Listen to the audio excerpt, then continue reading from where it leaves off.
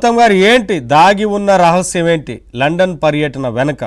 చాలా మందిలో ఒక ప్రశ్న. తర్వాత పార్టీ ఖాళీ అవుతుందనే ఒక భయం, వెళితే పార్టీ ఖాళీ అవుతుందన్న భయం ఉన్నప్పటికీ వెళ్ళాల్సిన తప్పనిసరి పరిస్థితి ఏర్పడింది అనేది వారి వద్ద ప్రస్తావించినట్టుగా పార్టీ ముఖ్యుల వద్ద. ఎందుకంటే వెళ్తే ఏం జరుగుతుందో తెలియదు, ఇక్కడ చూసుకోవాల్సింది మీరే అంటూ తన పక్కనే ఉన్న కొంతమంది ముఖ్యులకు చెప్పి ఆ తర్వాత అయినా సరే మరి ఉండాలి కదా చక్కబెట్టాలి అంటే అన్నప్పుడు లేదు వెళ్ళాల్సిన పరిస్థితి అనేది.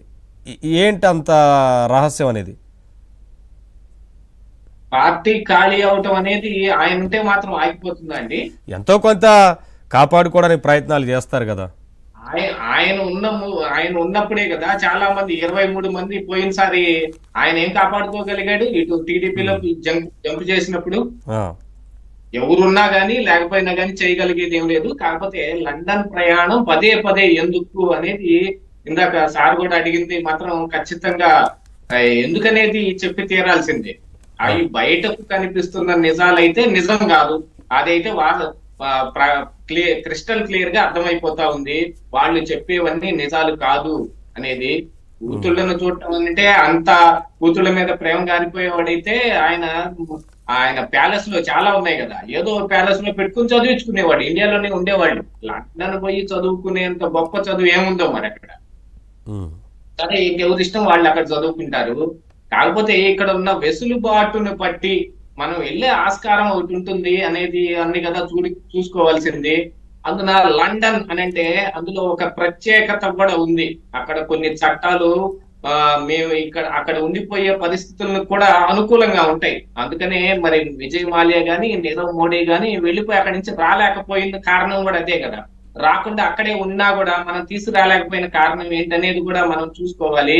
అది కేవలం బ్రిటన్ చట్టాల ప్రకారంగా.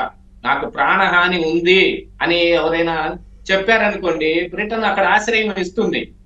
చాలా మంది దౌత్య సంబంధాల్లో చెడిపోకుండా ఉండటం కోసం తిరిగి అప్పగించే లాంటి కారణాలు చూపించుకోవచ్చు, కానీ బ్రిటన్ అయితే అలా ఎవరికి అప్పగించదు. చాలా మంది విదేశాల్లో ఉన్న వాళ్ళు కూడా మొన్నటికి బంగ్లాదేశ్ నుంచి కావచ్చు, ఇట్లా చాలా మంది ఇంతకుముందు పాకిస్తాన్ నుంచి కావచ్చు బ్రిటనే వెళ్ళి అక్కడే ఉండేవాళ్ళు. దలై లామా కూడా వెళ్ళి అక్కడే ఉన్నాడు కొన్నాళ్ళు, ఆయన మీద కొంత ఏదో కుట్ర జరుగుతున్నప్పుడు. ఇది ఏంటంటే ఈ బ్రిటన్ అనేది ఇలాంటి వాళ్ళందరికీ ఒక స్వర్గధామం కాబట్టి ముందు నుంచే ప్లాన్ చేసుకొని ఆయన కూతుళ్ళని అక్కడ పెట్టి చదివిస్తున్నాడు అనేది ఒక అనుమానం కూడా చాలా మందిలో వ్యక్తం అవుతా ఉంది.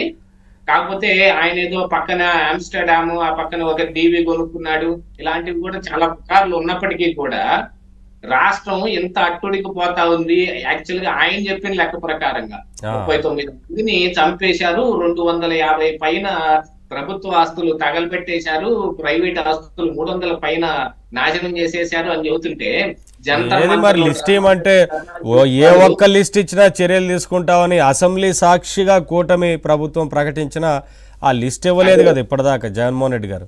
ఆ లిస్ట్ ఇచ్చే ప్రయత్నాలు ఏం చేయకుండా లండన్ వెళ్తున్నారంటే అనుమానించాల్సిన అవసరం ఉంది. కాకపోతే వెళ్తే పార్టీ ఖాళీ అవుతుంది అనేది అనకంటే కూడా ఉన్నా కూడా ఖాళీ అయిపోయింది. మా గుంటూరు నుంచి వెళ్ళిన వాళ్ళని కానీ చాలా మంది ఇప్పటి వరకు ఎంతమంది బయటకు రాలేదండి. జగన్మోహన్ రెడ్డి మరి ఇక్కడే తాడేపల్లి ఇంట్లో ఉండి ప్రజలందరినీ కలుస్తూ ఉన్న సమయంలో కూడా మతాలకి లాంటి వాళ్ళు ఇంకా చాలా మంది బయటకు వచ్చేసారు కదా. ఆరోపించిన వాళ్ళు చాలా మంది ఉన్నారు. ఇప్పటికీ సోషల్ మీడియాలో కేతిరెడ్డి సైతంగా ఆయన మాట్లాడిన మాటలనే చెబుతున్నా నేను. కేతిరెడ్డి కానివ్వండి, లేకపోతే ఎంబీబీ సత్యనారాయణ కానివ్వండి, వాళ్ళందరూ వేరే వాళ్ళకి ఇచ్చిన ఇంటర్వ్యూల్లో సైతం జగన్మోహన్ రెడ్డి వల్లే మేము ఓడిపోయాం అనే విషయాన్ని క్రిస్టల్ క్లియర్ గా చెప్పారు. ఆయన్నే ఆక్షేపిస్తున్నారు కూడా. అవన్నిటినీ కూడా మరి జగన్మోహన్ రెడ్డి ఏమైనా ఆపగలిగాడా? ఏం ఆపలేదు కదా. పోయే వాళ్ళని ఎవ్వరూ ఆపలేరు. ఉంటే కూడా పోకుండా ఏం ఆగిపోరు. వెళ్ళదలుచుకున్న వాళ్ళు వీళ్ళు గేట్లు ఎత్తాలి అంతే.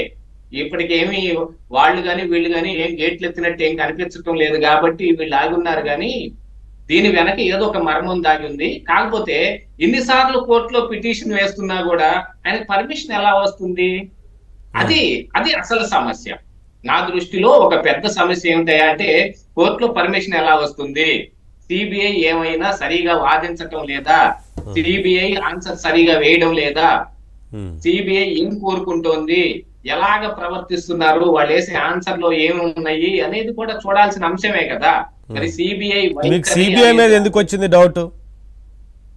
సిబిఐ కరెక్ట్ గా ఆన్సర్ వేస్తే మరి కోర్టు పర్మిషన్ ఇవ్వకుండా ఉంటది కదండి.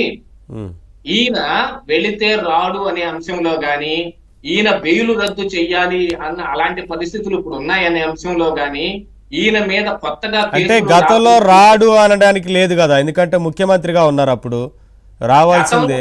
సరేనండి, ఇప్పుడు కూడా ఇప్పుడు ఈయన కోర్టులో పర్మిషన్ కోసం పెట్టుకున్నప్పుడే కదా సిబిఐ కూడా కౌంటర్ వేసినప్పుడు బలమైన సాక్ష్యాధారాలతో గాని, బలమైన వాదనతో గాని కౌంటర్ వేయకపోవటం మూలానే ఈయనకి వెసులుబాటు కలుగుతుంది పదే పదే వెళ్ళటానికి అనేది నాకున్న అనుమానం. ఖచ్చితంగా మరి సిబిఐ యొక్క పాత్రను కూడా ఒకసారి విశ్లేషించుకుని తీరాల్సిందే కదా. ఏమంటారు రవికిరణ్ గారు, సిబిఐ పాత్ర పైన